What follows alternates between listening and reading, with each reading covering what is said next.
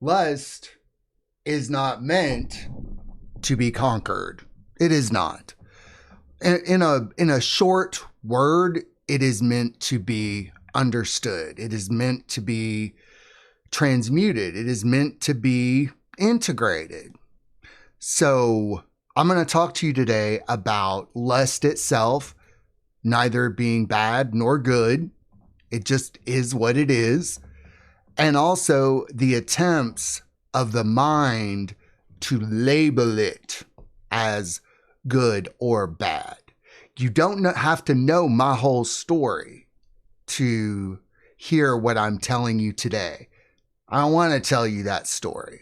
I just want to tell you what I learned. All right.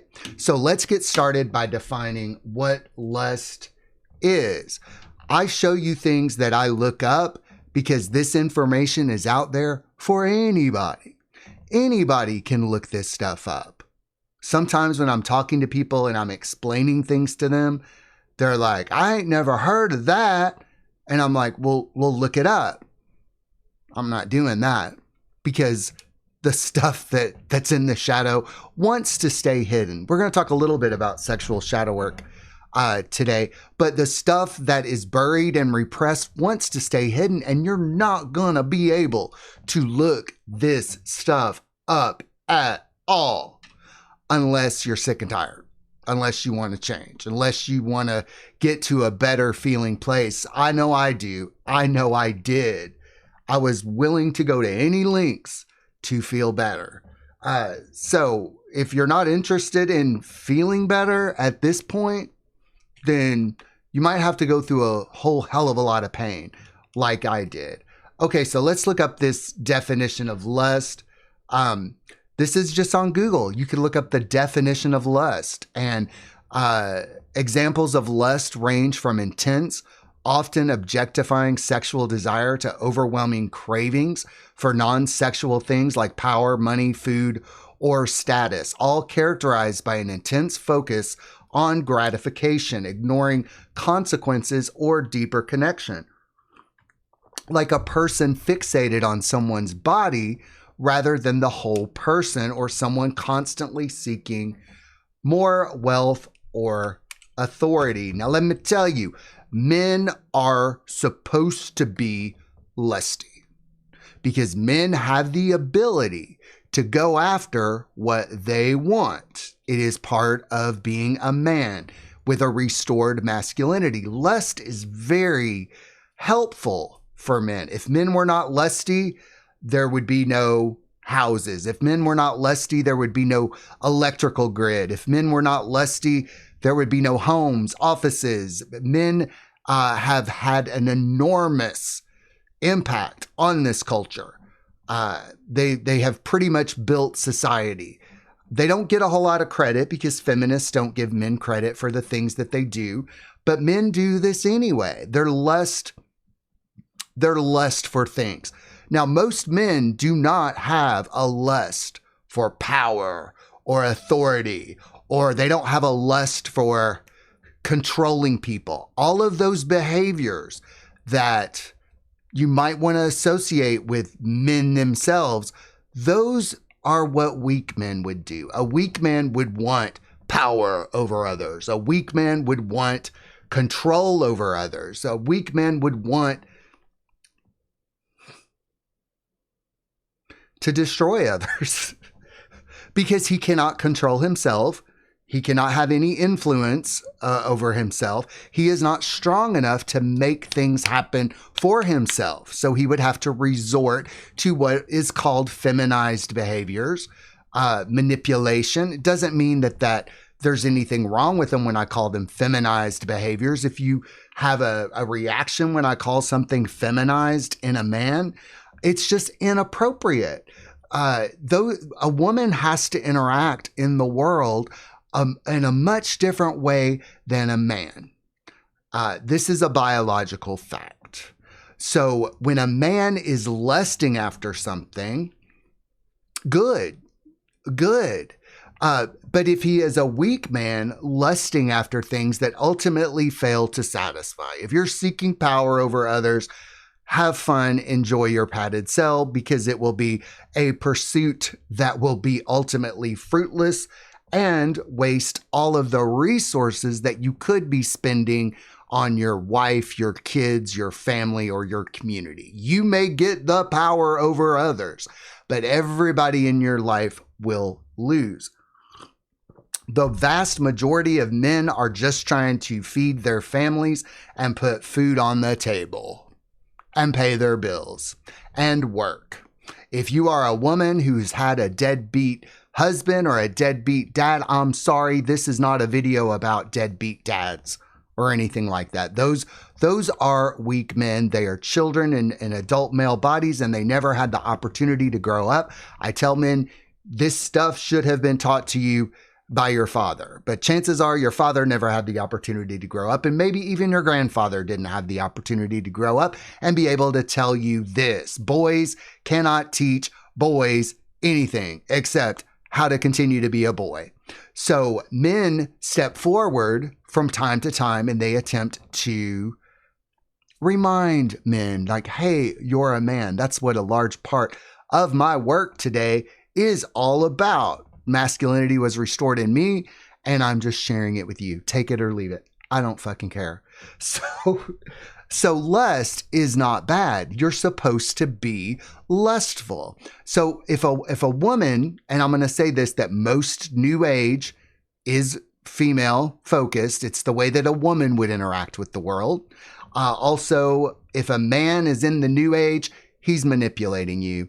There is no way a masculine man or a man or a strong man would be interested in the new age at all, because it's a lot of mental manipulation, a lot of shame of sexuality, a lot of taming of the man. Men are wild, men are untamed, but see, men have discipline. A man can learn discipline. A man is more comfortable when he is working. When he is building something, that's the way that he relaxes. Thank God. Because building buildings, building websites, I love working on stuff. Like I work from sun up to sundown. And if I had a wife, she might say, honey, you're working too much. Pay attention to me. Pay attention to me. No, I'm married to another man. We're like, let's work, because it's fun to work for a man. We love working. We're more comfortable that way. Or at least I am. I'm the type of guy that's more comfortable working that way. So lust itself is not bad. But what if that lust is out of control? Now I'm going to tell you, the semen retention communities and the nofap communities have done a lot of damage to men in this regard, to the point that I think like semen retention and nofap, that seems a lot like feminine propaganda. Or it seems like a way to capture men. Like if they can't stop a man from watching porn or wanting to be sexual by himself, because a man that can masturbate and enjoy masturbating on his own doesn't need anybody else for sexual gratification or fulfillment. And you know what? That makes some people mad. A self-reliant man that can think for himself, fuck that.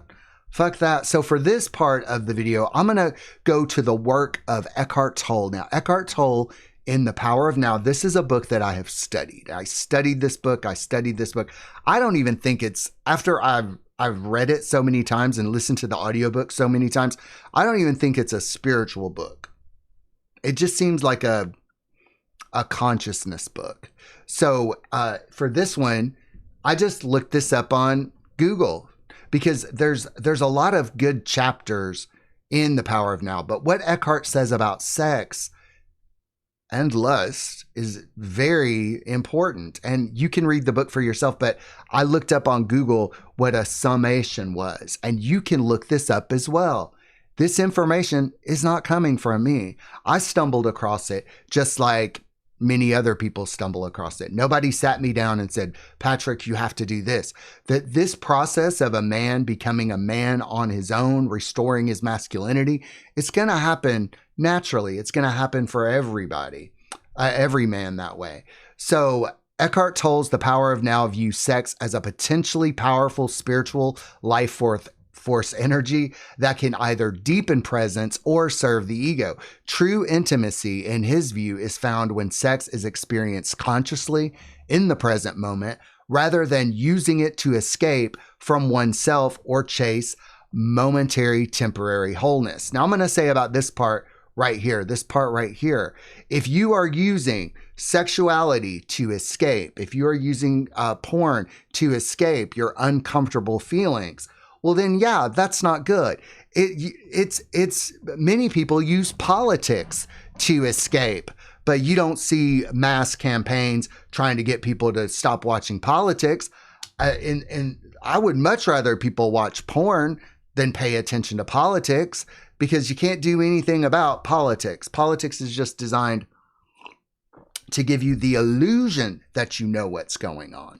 The only thing that you need to know is what's going on in your little world. What's going on with your dick, your brain, your body, and your family. Some people's families are highly dysfunctional. None of the kids are talking to the parents, but yet the father is worried about what Trump is doing or what's on the news. It boggles my mind. I think if you have time to pay attention to politics, that's a luxury. Those are luxury things. Complaining is a luxury. Negative thinking is a luxury. And I'm shocked by the people who say they don't have time to do the things that they want to do, but yet they can tell me all about what's going on the shows like Big Brother or The Housewives or Drag Race or whatever. It boggles my mind. It really does.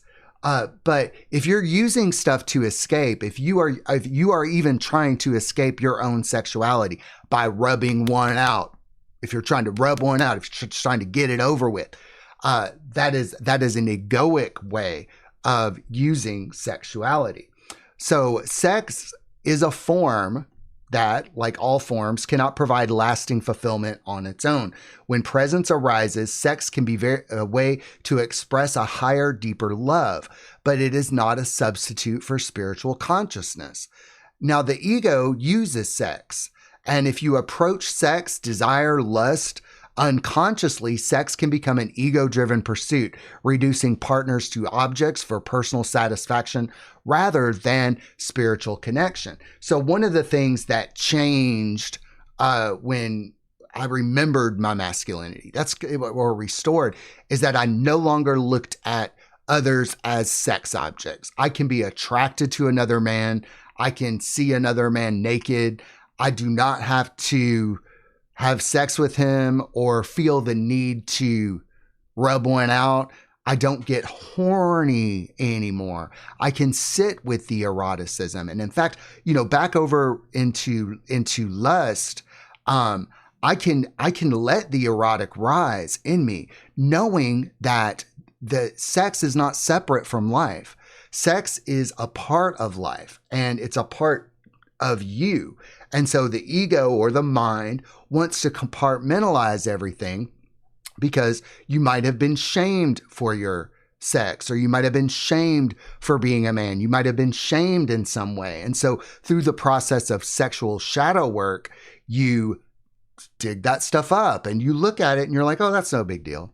That's no big deal. A lot of men have shame over their penises, or shame over the fact that they like certain things sexually. But one of the things that I have learned is that you cannot shame yourself or anyone else for their private, personal, or not so private sex lives. Because when you shame someone else, you're actually shaming that in yourself. Now, I don't like all things that sexual people do, but I have learned to appreciate that that's a desire that they have. Some men like to wear diapers and be little babies, adult babies. I'm not into that. Some guys like feet.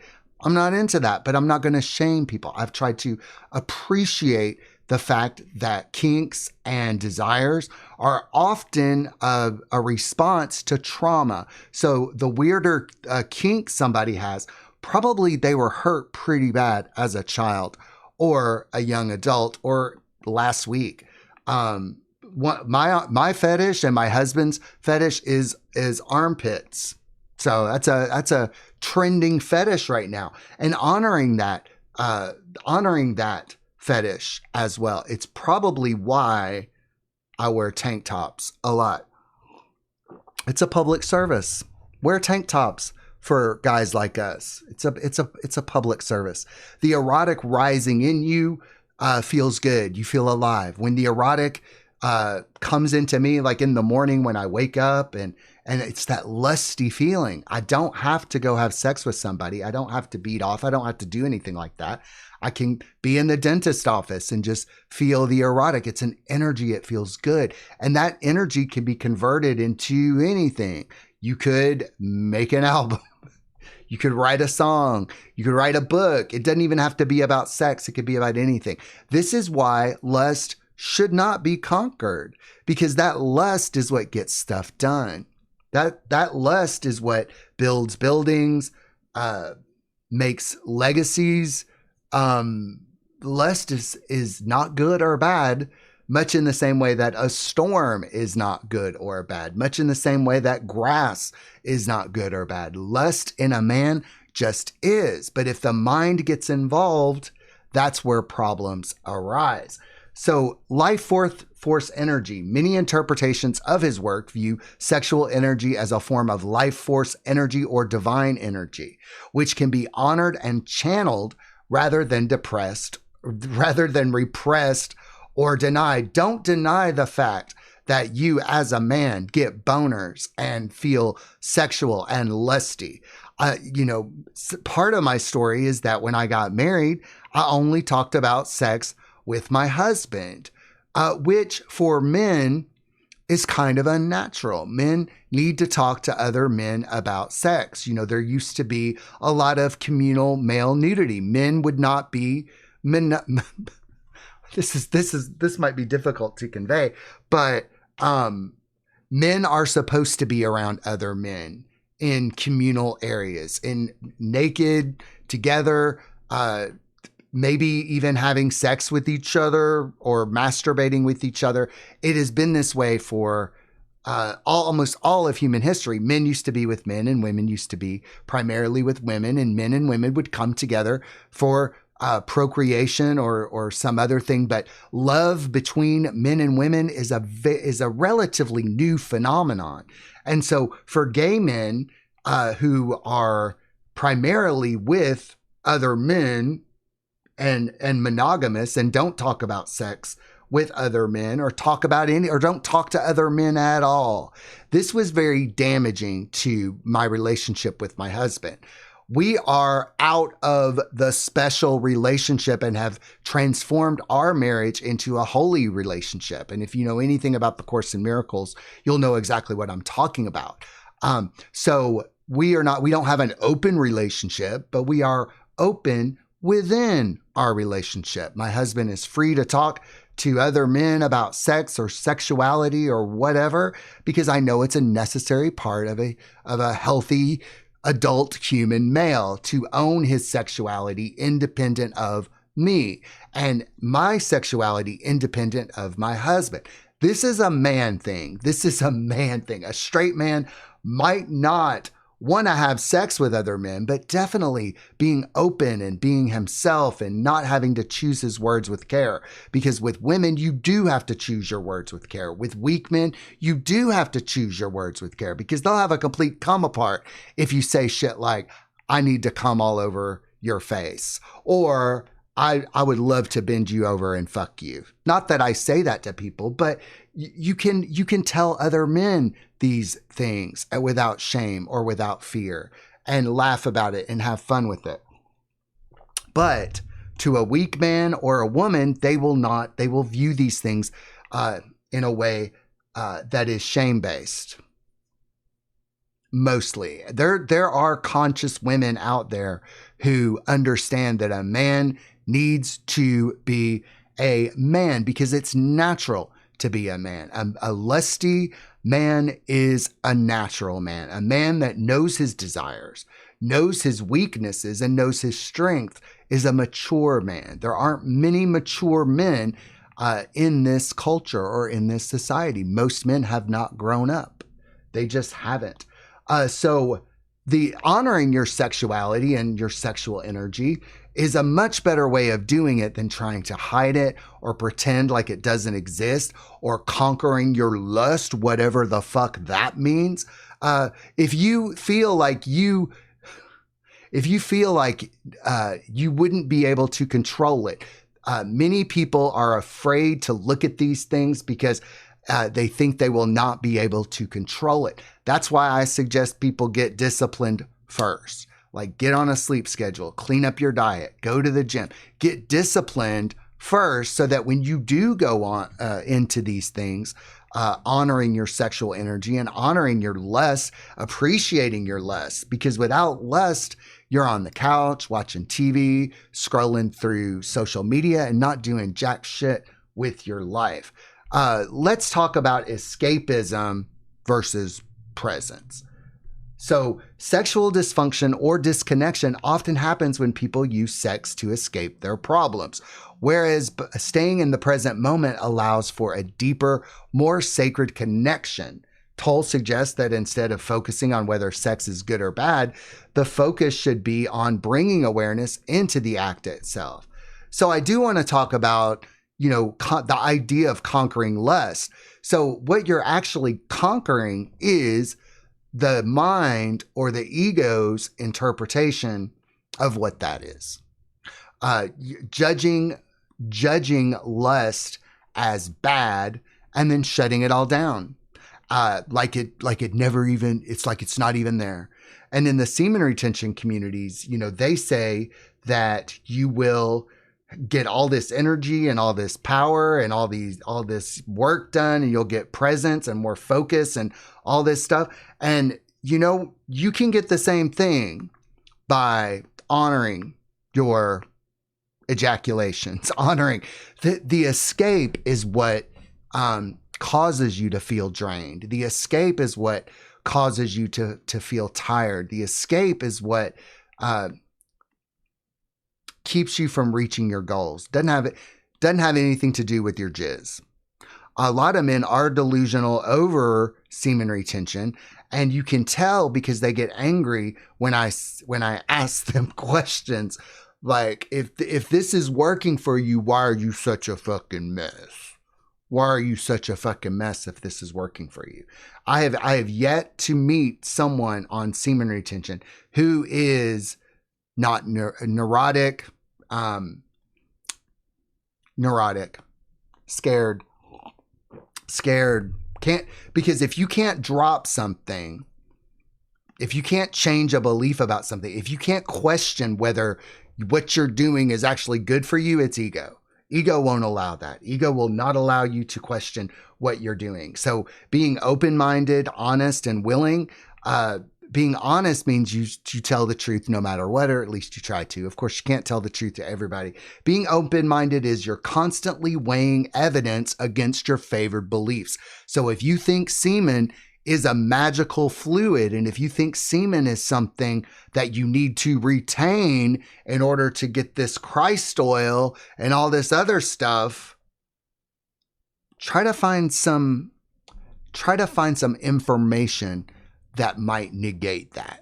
And then you can make a decision for yourself. You must look at all sides of an issue before you decide what is best for you. But the shadow wants to stay hidden. You're no match for the shadow. The shadow wants to stay hidden. Some people try to do shadow work on their own. It's very difficult to do on your own. You have to do it in a group, which is why I prefer to do shadow work with other people, because I find the things that I'm repressing as well. So lust doesn't need to be conquered. If you're trying to conquer lust, it's almost like trying to cut off your own feet. It's crazy. It's crazy. And I say all this stuff because I did it too. I had so much sexual shame that I thought, oh, I'll just put that away. I just won't deal with that. I'll just compartmentalize my sexuality away and pretend that I'm not sexual. How'd that work out for me? I ended up broke, tired, overweight, and issues. But over the past several months, honoring and restoring and coming to love the erotic Patrick instead of being ashamed of him. I love who I am right here, right now. Erotic, calm, peaceful, with nothing really serious going on in this present moment. All right, that's all I got for you today. I'm going to play a song next from our album, So You Want to Be Enlightened. It's called Why Not You? It's kind of a story of how I met my husband and how we went through an amazing spiritual time together. Have a beautiful day. Mwah.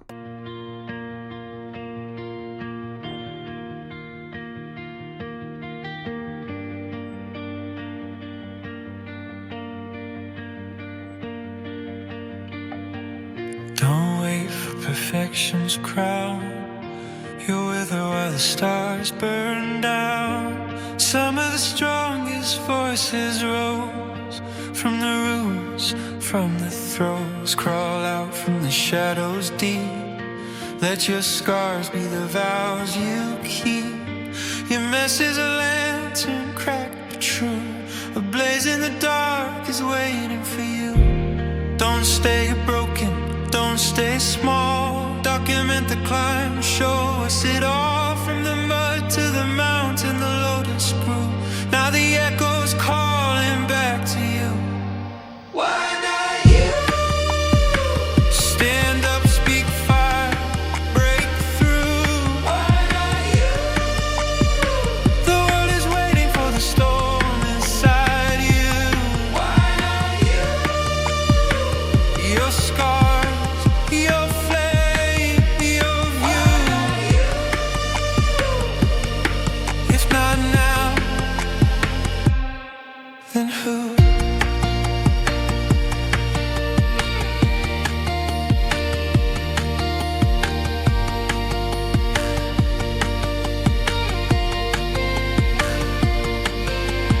Bury the jargon, kill the disguise. Speak with the tongue of the simple and wise. Don't be a mirror of someone else's song. Your edges are where we belong. Authenticity spreads like flame. Permission flows when you drop the game. Be the original, fierce and true. The key fits the lock when it's carved by you. Don't play healer, don't play saint. Stay in your lane, don't paint what you ain't. Innovate, ignite, speak it fresh, speak it new. The universe is hungry for the sound of you. Stand up, speak fire, break through. The world is waiting for the storm inside you. Your scars, your flame, your view. If not now, then who?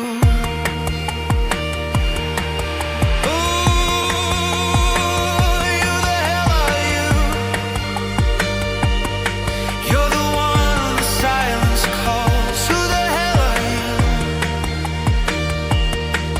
A voice that can break the walls. If told to die, imitate more. Once stood shaking at the door.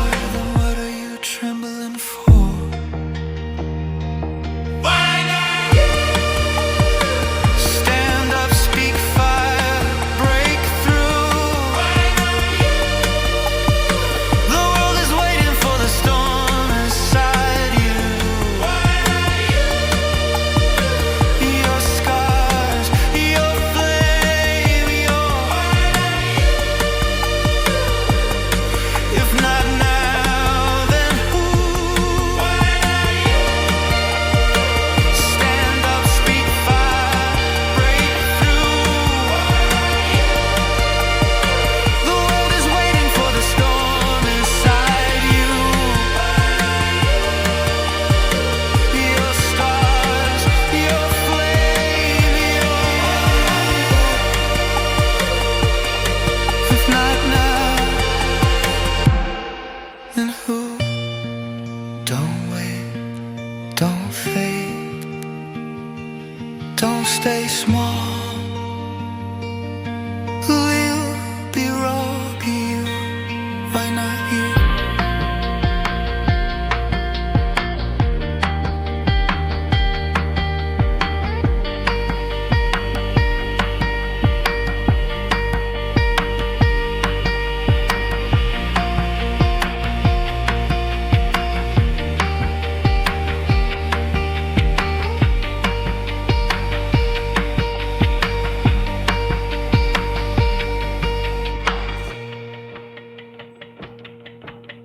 Just so you know, I am a shaman.